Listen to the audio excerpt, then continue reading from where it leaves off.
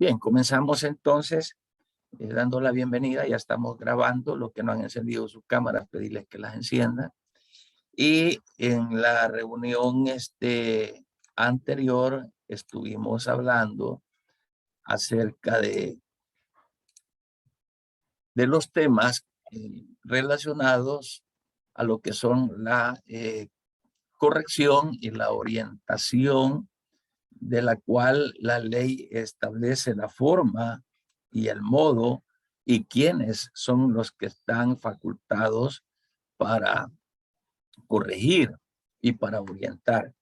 Y acá pues hablábamos en la clase anterior que el papá y la mamá pueden o están facultados para corregir, pero que la corrección tiene que hacerse de forma adecuada. Eso lo veíamos en la reunión anterior. Y también tiene que hacerse de forma moderada, ¿verdad? Y que por consiguiente, que en caso de que habiendo orientación y corrección, ¿verdad? En caso que los hijos pues no se avinieran a esa corrección y a esa orientación, entonces dice que los padres pueden auxiliarse por profesionales que son especializados o también de los servicios de orientación psicopedagógica a cargo de los centros educativos o entidades, ¿verdad? Que protegen a los niños, niñas y adolescentes y la protección de toda la familia por consiguiente. Pero hay casos, o pueden darse casos, en que los hijos son bien rebeldes, más rebeldes, y por consiguiente, ni siquiera con la atención de los profesionales, este hijo cambie su postura o cambie su forma de conducirse. Entonces, en este caso, ya media vez los padres agotaron todas las vías como tal. Entonces, ya sea el padre o la madre, ellos pueden solicitarle al señor juez de familia que provea pues algunas medidas cautelares o tutelares que sean necesarias para ordenar pues estudios técnicos de todo el grupo familiar que el señor juez estime conveniente. ¿Ok? Entonces, ¿por qué razón? Porque hablábamos en la clase anterior de que la ley, si bien es cierto, permite corregir o orientar a los hijos, pero también tiene sus límites.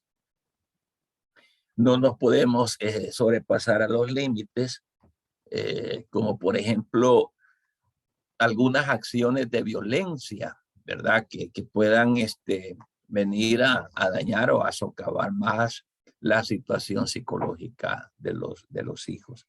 Entonces la ley le pone algunos techos por ahí, algunos límites por los casos, y porque sí se han visto casos en los que ante la rebeldía de los hijos, los padres muchas veces se sobrepasan en los castigos, se sobrepasan en la forma de corregir, y por consiguiente pueden causar daños psicológicos, daños físicos al hijo. Esto antes se veía. Cuando nosotros fuimos criados y estábamos pequeños, no habían tales más que tal vez una palabra de advertencia, ¿verdad? Pero si nosotros seguíamos con la actitud o cometíamos alguna desobediencia, ustedes podrán preguntarle a sus padres también que éramos sujetos a una forma de castigo violenta físicamente hablando, donde existía el leño, un arrote, o lo que nuestra mamá encontrara en el suelo, eso nos tiraba. Así eran las correcciones de antes. Ahora, no se va a dejar también de mencionar de que algún efecto pudo haber tenido entonces ese tipo de enseñanza, pero que por otro lado, el corregir así de forma violenta o física le puede causar en alguna medida algunos estragos psicológicamente o físicamente a los hijos. Entonces, a raíz de todo eso es que la ley regula la forma limitada, porque te puede dar un problema también, y esto se da todos los días en los juzgados, que los hijos, hay hijos que han sido maltratados, hay hijos que han sido golpeados, que han recibido algún tipo de situación bien extrema, que los hijos pueden demandar también. Los hijos solo le llaman al 911, llaman a la policía, y el problema que a veces, vaya, hay padres que castigan con el cincho y dejan las marcas y todo eso. Entonces,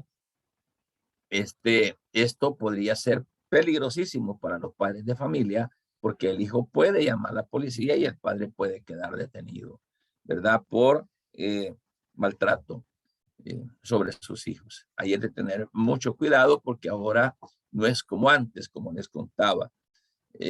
Parece que les comentaba de que antes las abuelitas dicen que, yo no lo alcancé a ver, pero dicen las abuelitas que antes, por ejemplo, había un pleito entre dos hermanos, entonces les untaban el lomo de sal, y un hermano con la lengua le lamía en la espalda hasta quitarle la sal, y así también el otro, ¿no? Hincados en maicillo, bueno, eh, hasta eran así literalmente garroteadas, ¿verdad? Cinchaseadas, decían, y todo eso.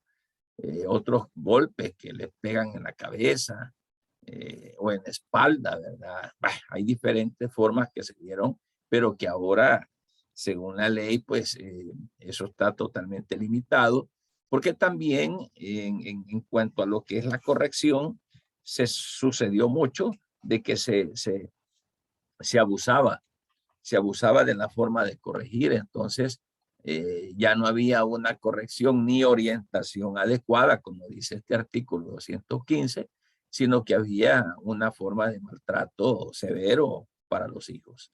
Entonces la gente se pasaba en los maltratos, pero hoy está completamente limitado eso. Si tiene alguna pregunta, por favor, interrúmpame, oye, hágala.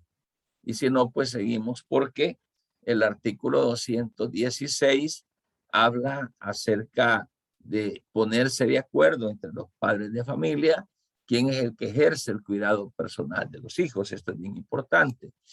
Y la ley en primicia, en el artículo 216, establece que ambos están facultados y dentro de la obligatoriedad de cuidar de sus hijos, los dos, vea, papá y mamá.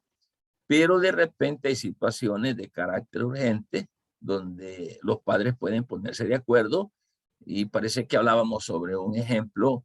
Al papá, por ejemplo, lo mandan allá por Oriente a trabajar, y por no estar viajando todos los días se pone de acuerdo con su esposa, y ya con relación a que se cuiden los hijos. Entonces, este es un ejemplo como cuando los padres se ponen de acuerdo. Yo voy a salir, voy a ir lejos, voy a estar trabajando lejos, pero entonces tú vas a cuidar de los niños.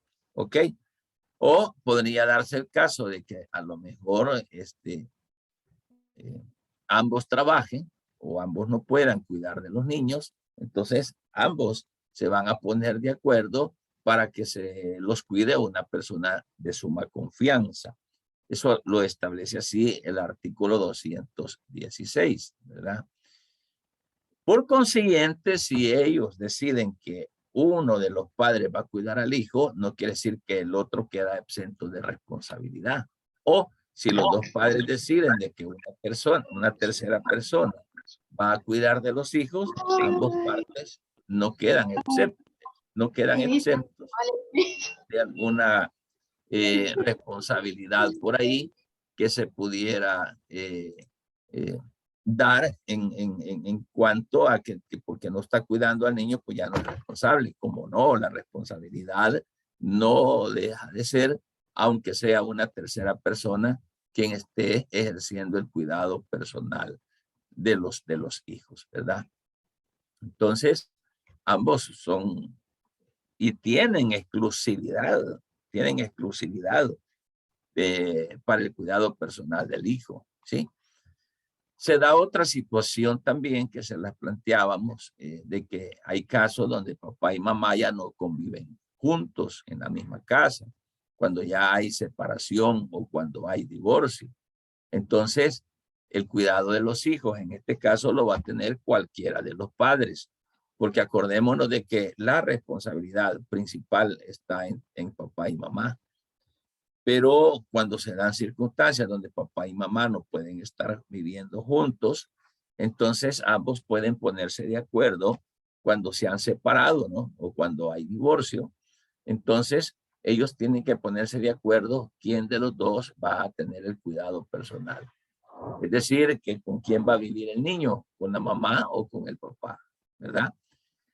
Sin embargo, por lo general, en la mayoría de los casos, cuando hay una separación por causa de divorcio, por incompatibilidad, por problemas o por lo que sea, ¿verdad?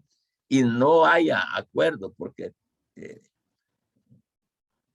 el problema que se ha generado entre ellos no les permite tener amistad. Hay muchos hogares que así pasa, que de repente el pleito es grande, el conflicto es fuerte, y no tienen esa capacidad de sentarse y dialogar o ponerse de acuerdo. Lo que sucede en algunos casos, cuando hay separación o divorcio, es que también hay pleitos sobre el cuidado de los hijos. Entonces dice la mamá, no, los niños me quedan a mí. Y dice él, no, los niños no te van a quedar a vos, me van a quedar a mí.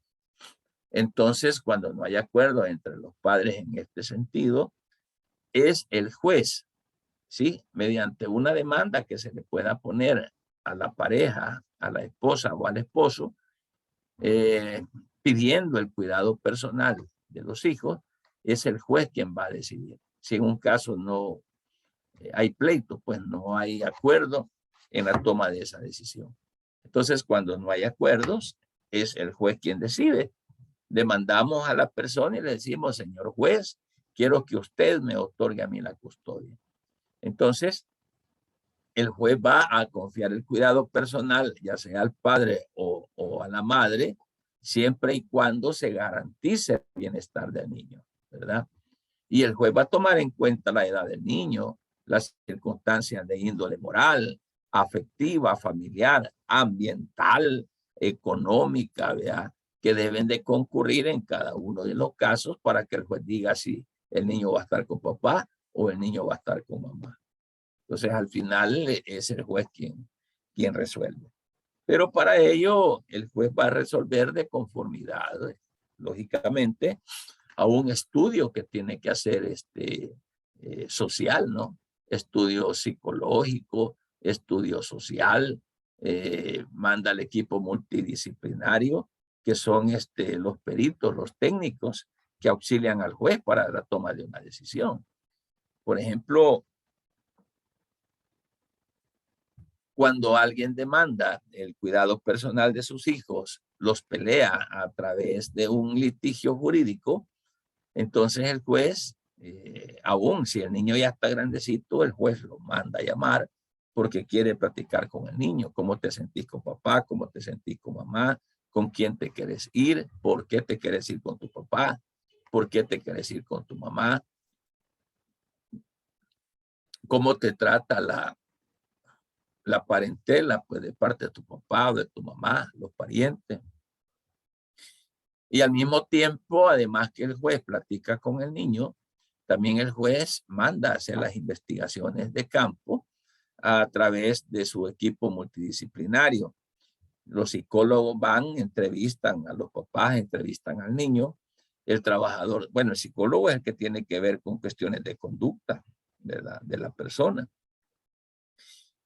El sociólogo va y hace la investigación para ver cómo vive mamá, cómo vive papá, cuáles son las condiciones, si en efecto donde vive mamá es mejor, donde vive papá es mejor, quién cuidar al niño, en qué zona vive, por ejemplo, porque hoy con esto de las maras, por ejemplo, dice el papá no, el niño lo voy a tener yo porque donde la mamá vive ahí es colorado, dicen, es peligroso y el niño corre riesgo. Entonces, todas esas situaciones, el juez las contempla para al final dar el juez una sentencia y dice, ¿verdad?, de que se le quede el cuidado personal al papá o que se le quede el cuidado personal a mamá.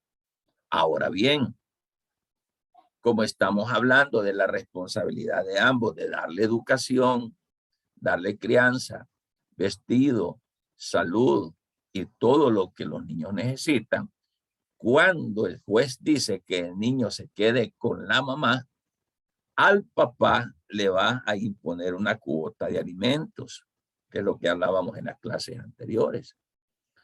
Esa cuota de alimento, es decir, una cantidad de X para alimentos, podría ser otra cantidad para alquiler de vivienda si fuese necesario, o cubrir otras necesidades que su hijo tenga.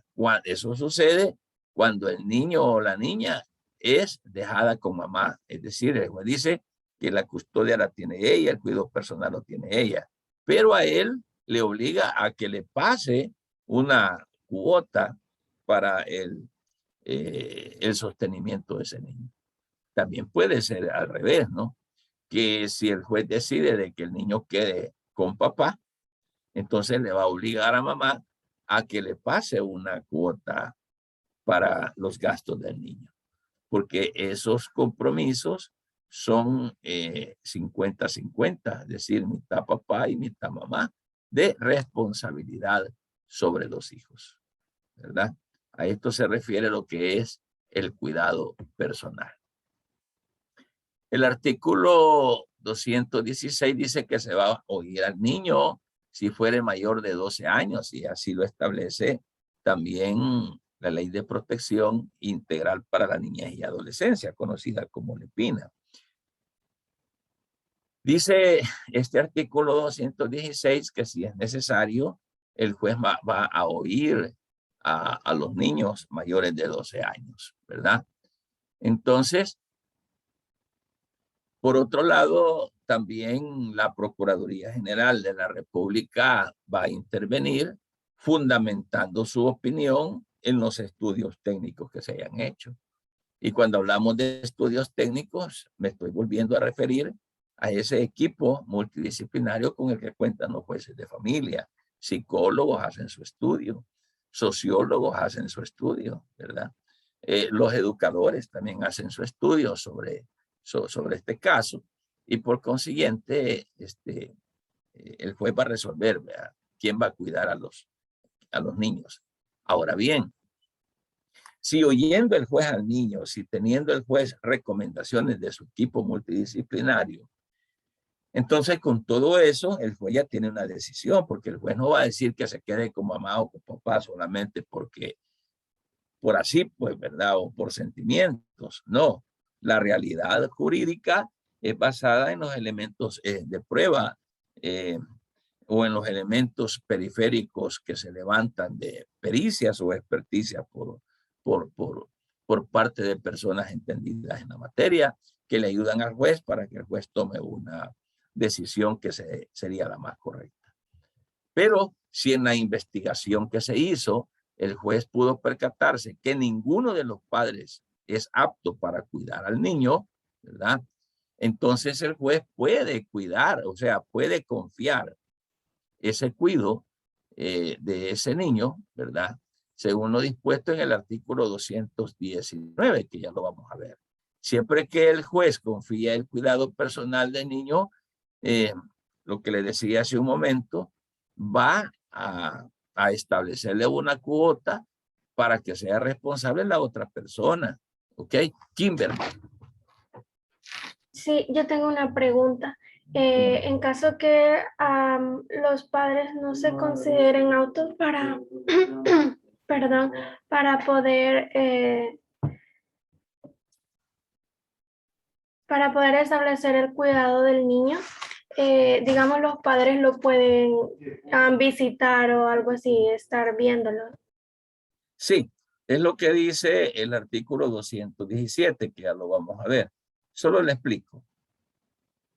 Por ejemplo, si el juez dice que el niño se va a quedar bajo el cuidado de la mamá, entonces el papá lo puede estar yendo a visitar, bajo ciertas restricciones si fuera necesario.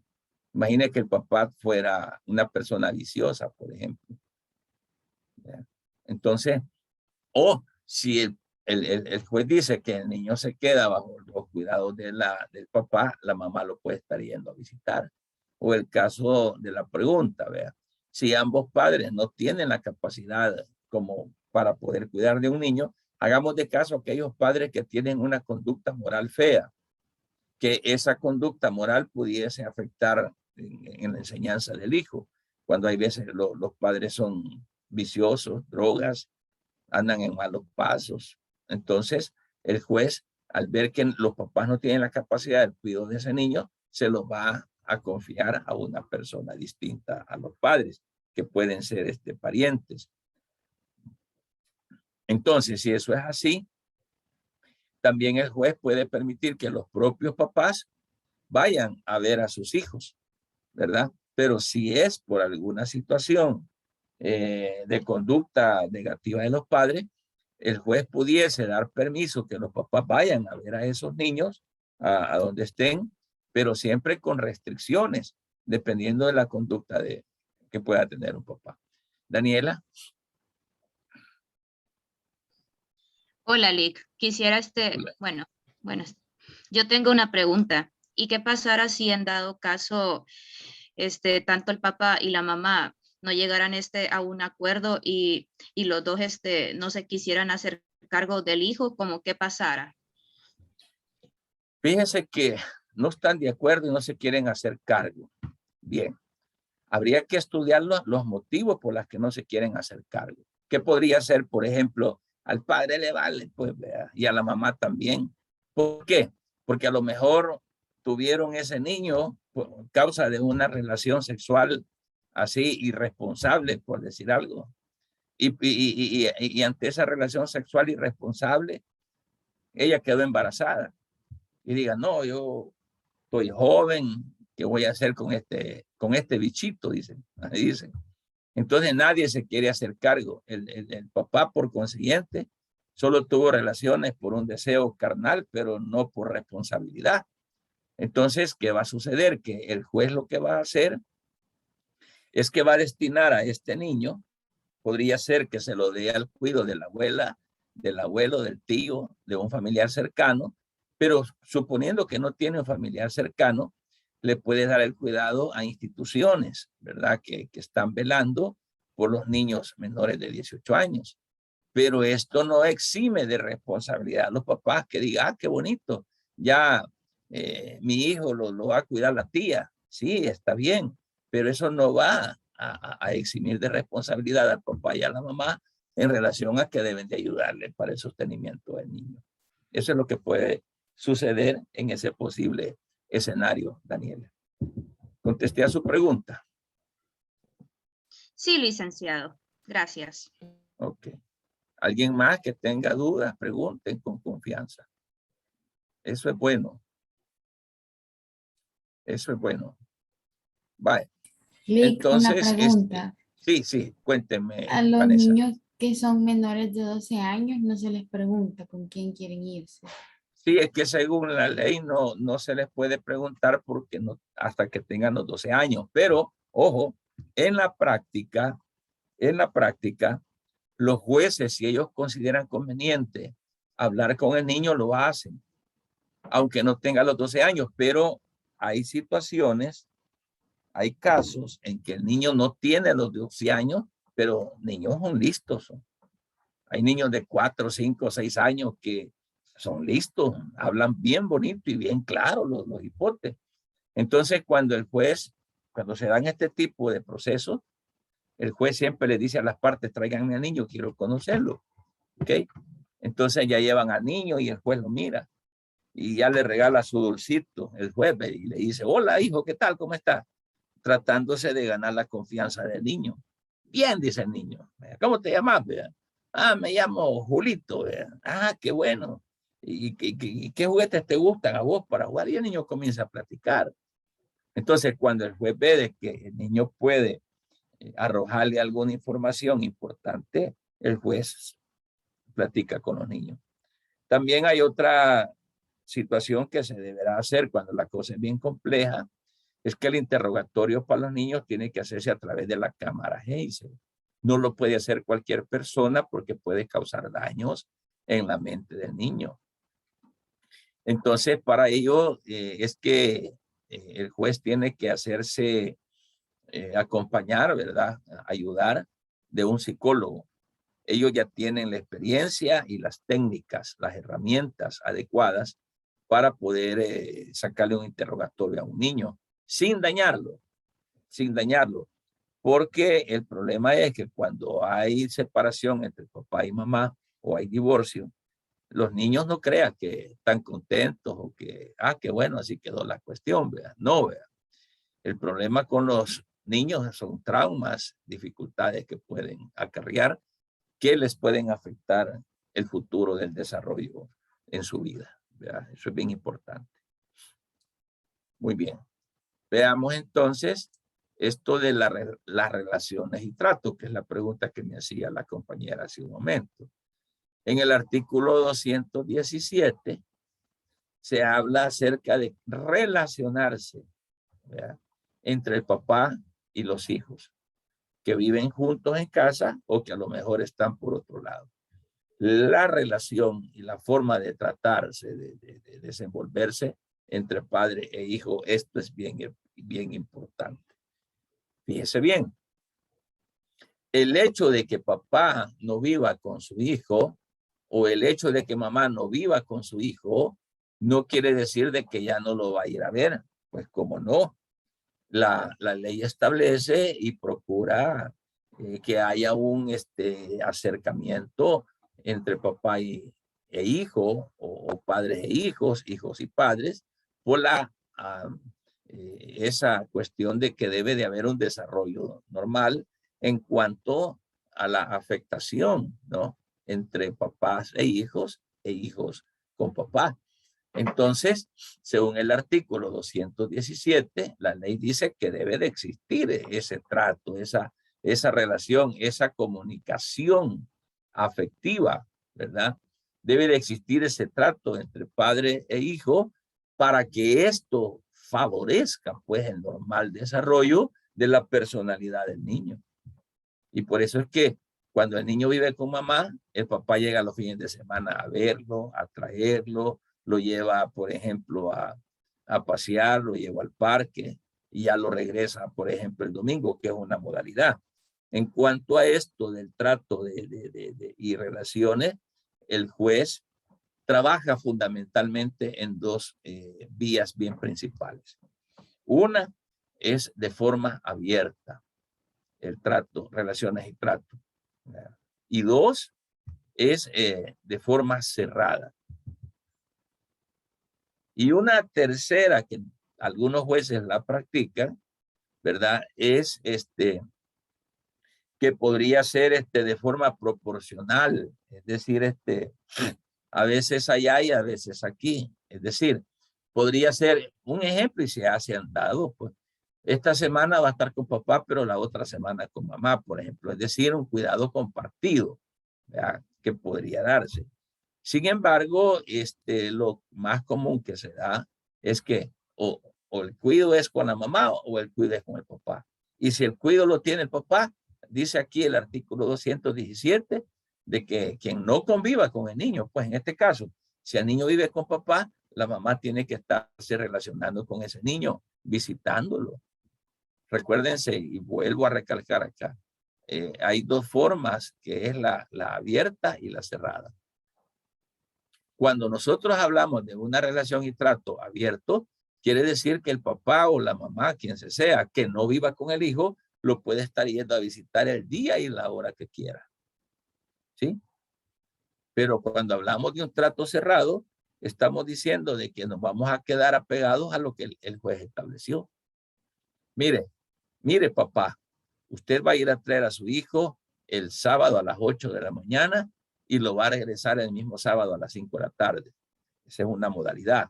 Otra podría ser, usted lo va a ir a traer el sábado en la mañana y lo va a regresar el domingo en la tarde. Los fines de semana pasa con papá y toda la semana pasa con mamá, por ejemplo. Entonces, ahí como el juez diga, o puede decir el juez también, en las vacaciones de Semana Santa, el niño va a estar con papá. En las vacaciones de agosto, las va a pasar con mamá, ¿verdad? Entonces, esas razones pueden variar. Y esas razones varían dependiendo de la condición en la que el niño se encuentra. A veces el niño está estudiando, por ejemplo. De lunes a viernes va a la escuela, viene de la escuela, y sábado y domingo. Entonces el papá tiene que irlo a traer para verlo. Por eso es que el artículo 7 habla de relaciones y tratos. ¿Para qué? Para que haya un normal desarrollo entre hijos y padres que no conviven juntos, ¿verdad?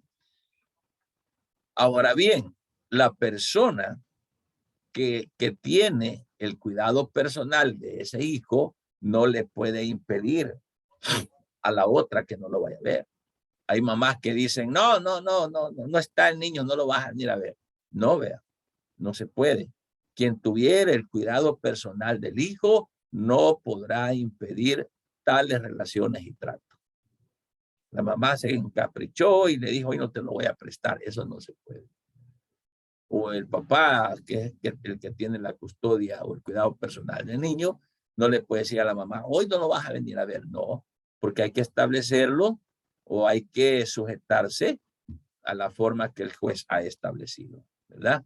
Ahora, si eso sucede, de que por caprichos o pleitos o por cualquier otra razón se le está negando al papá o a la mamá que vaya a ver a su hijo, entonces eso tiene que denunciarse, ¿verdad? Ante un juez, ¿ok? Para que el juez vea que no se está cumpliendo tal cual él así lo ordenó en su sentencia, ¿verdad? Entonces, el juez va a tener que tomar las medidas si eso está pasando, porque no puede pasar.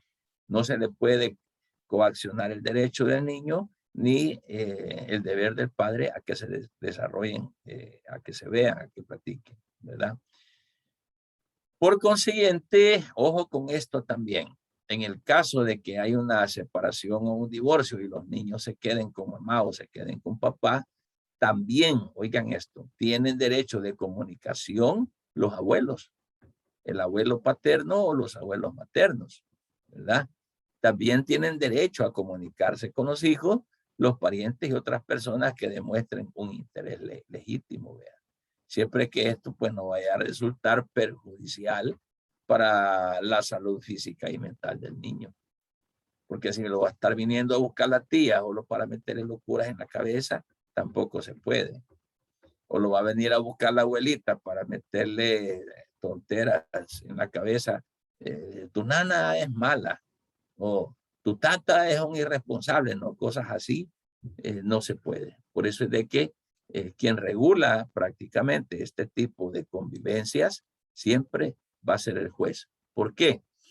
Porque el juez es el que va a estar siempre velando, como la ley así lo establece, por el interés superior del niño. Así de fácil. Bueno, veamos entonces el artículo 223, que vamos a hablar de otro tema, y este tema es representación de los hijos. Esta es otra cosa. Una cosa es cuidar de los hijos, que a lo mejor los está cuidando mamá o los está cuidando papá, o a lo mejor los está cuidando otra persona que no sean sus padres. Pero esa es una cosa diferente a hablar de representación, ¿verdad? Y cuando hablamos de representación es cuando una persona en nombre de otra ejecuta un acto. En el caso de representación del padre de los padres hacia los hijos se llama representación legal. ¿Por qué? Porque los papás representan a los hijos que no han cumplido 18 años y eso es ya un ministerio de ley. Ya por default la ley así lo establece. Por eso se llama representación legal. Es decir, la legalidad desde ya por ser papás que gozan los padres de poder representar a sus hijos ante terceros, ante un juez podría ser, ¿verdad? O cualquier acto administrativo que un niño quiera hacer, por ejemplo. Le vamos a vender, le vamos a regalar, lo vamos a donar a una casa al niño Pedrito que tiene 8 años. Entonces, ¿quién va a comparecer a firmar esa escritura? Van a ser los papás de Pedrito en representación de Pedrito. ¿Sí? ¿Para qué? Para que ejecuten los niños menores de 18 años actos jurídicos, ¿sí? Interviniendo sus padres. Entonces, los padres tienen la representación legal, ¿sí? Y son aquellos padres que ya vimos que ejercen la autoridad parental, pues los papás que los cuidan, los que están pendientes de su salud, que están viviendo en su casa. Entonces ellos van a tener la representación legal sobre sus hijos, siendo estos menores de 18 años o incapaces, ¿verdad? Un hijo que ya tiene 20, 30, pero tiene algún retraso mental o alguna incapacidad establecida por el juez, van a ser representados por los papás, ¿verdad? El padre o la madre a quien se hubiese confiado mediante resolución judicial el cuidado personal del hijo tendrá exclusivamente la representación legal del mismo. Fíjese bien, en algunos casos que se exceptúan, por ejemplo, está bien, los niños viven con mamá, en el momento ella tiene la representación del niño, pero no quiere decir que tiene toda la representación del niño, ¿verdad? Hay unos casos que hay que exceptuarlos. Por ejemplo, los actos que son relativos a derechos de la personalidad y otros que el hijo, de acuerdo con la ley y las condiciones de su madurez, puedan realizar por sí mismos. Actos jurídicos, como lo que les decía hace un momento, alguna que les donen algo a un niño, se puede, sí. A favor de los niños se puede acreditar un bien, un vehículo, ¿verdad? Y en el caso del 2, dice los actos relativos a bienes excluidos de la administración de los padres. Y tercero, cuando existieran intereses contrapuestos entre uno o ambos padres y el hijo. Entonces, esos son los casos que se exceptúan como tal, ¿verdad? Esa es la situación. Regálenme, por favor, un minutito. Hola.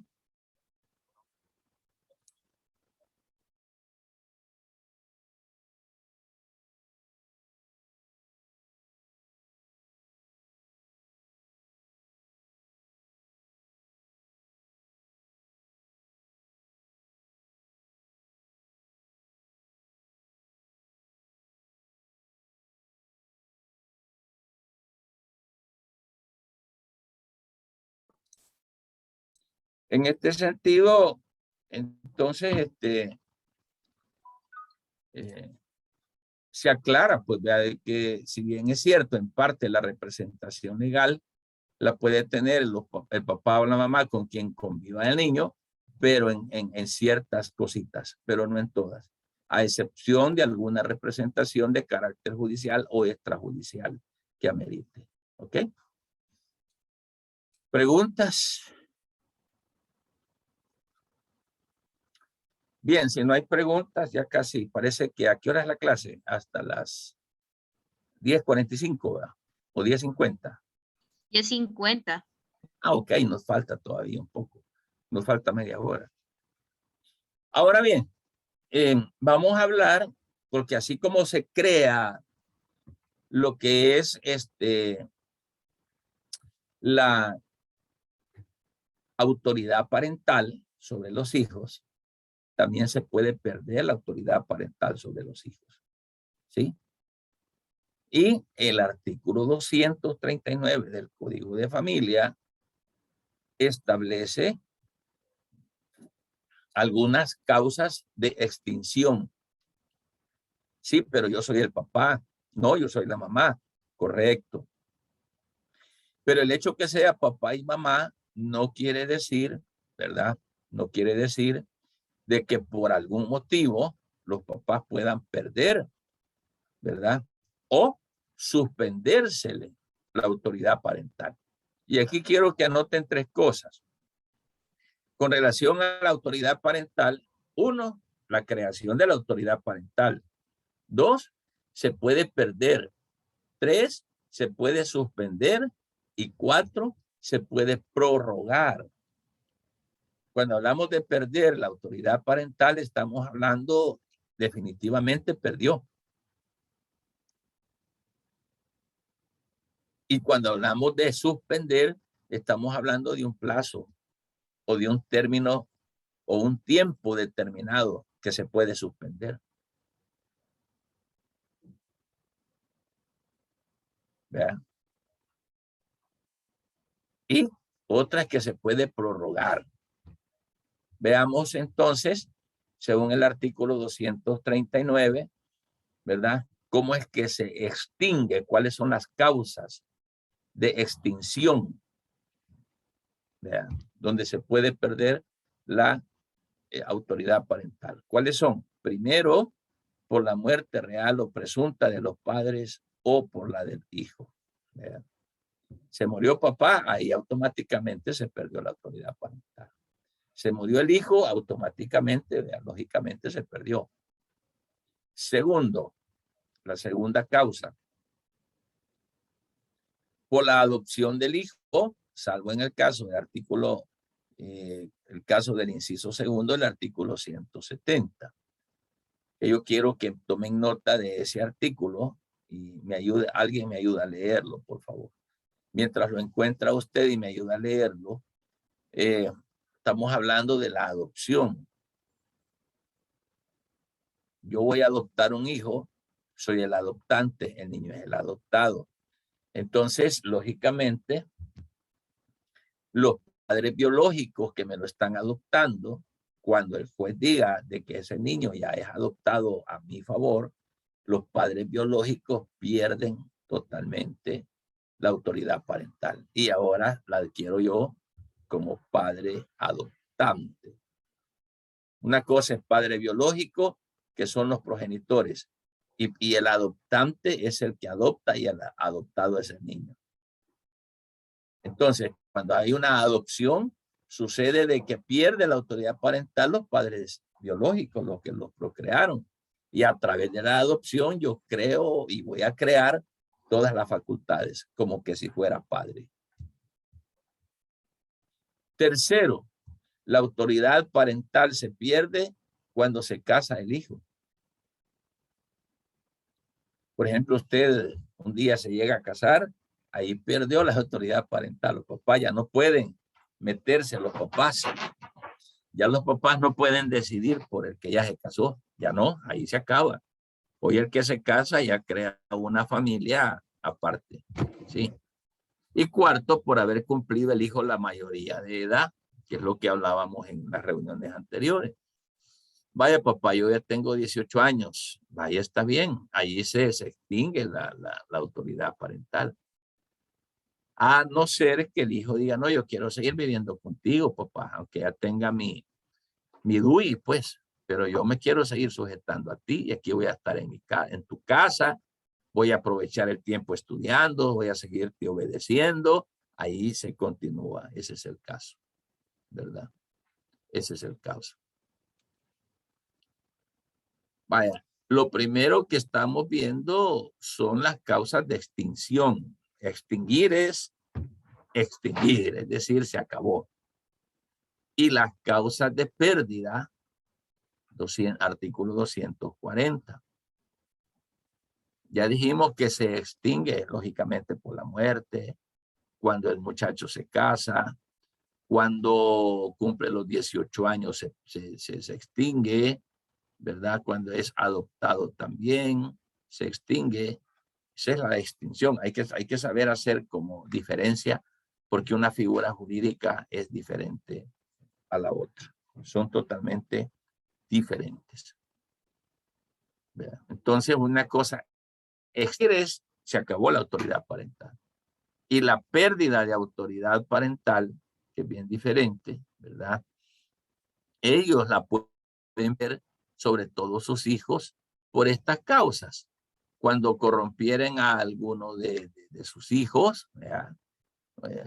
Hay casos donde los papás le enseñan a echarse los tragos a los hijos, a fumar, incluso hasta droga. Hay casos, claro que sí, eso es peligroso, ¿verdad? O cuando el padre abandona a sus hijos sin causa justificada. Cuando fueren condenados como autores o cómplices de cualquier delito, ¿ya?, cometido en alguno de los hijos. El papá comete un delito en contra del hijo. Esa es una forma de perderla. La pierde. ¿Ok? Excelente. Vaya, vamos a llegar hasta acá. Si no hay preguntas, continuamos con la clase el próximo jueves, ¿verdad? Sí, jueves. Perfecto. Si no hay preguntas, jóvenes, entonces llegamos hasta acá, estudiemos todo esto que es material también ya para el parcial, que creo que es la otra semana, creeré de que sería el jueves, del otro jueves el parcial. ¿Ok?